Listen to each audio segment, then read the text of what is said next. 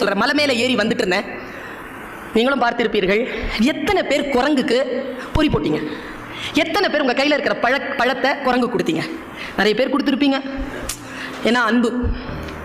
ஒருத்தர் சொன்னாருங்க, மலை ஏறுகின்ற பொழுது, சுற்றுலா இடங்களுக்கு போகின்ற பொழுது குரங்குகளுக்கு எதையும் கொடுக்காதீர்கள். ஏன் என்றால் குரங்குகளின் இயற்கை இயல்பு மாறி போகிறது. அவை மரம் ஏறுவதோ தானாக உழைத்து பழம் பறித்து சாப்பிடுவதோ தெரியாமல் மனிதர்களைப் போல சுற்றுலாக்களின் முன்னால் அவர்கள் கையேன் பிச்சை எடுக்கிறார்கள். பார்த்திருக்கிறீர்களா? நாம் அன்பு என்கின்ற பெயரிலே செய்யக்கூடியது எல்லாம் பல நேரங்களில் அநியாயமாக இருக்கிறது. இதை ஒரு தலைவன் சொல்லித்தர வேண்டாமா? யாராவது சொல்லி தந்தா தானே தெரியுது.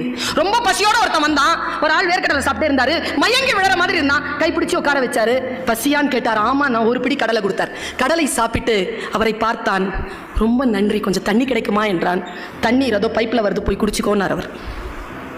தண்ணீரையும் எடுத்து கொடுக்காம முட்டாள். பசிக்கு சோறிடுதல் புண்ணியம், அவனை சோம்பேறி ஆக்காமல் பார்த்து கொள்ளுதல் டபுள் புண்ணியம்.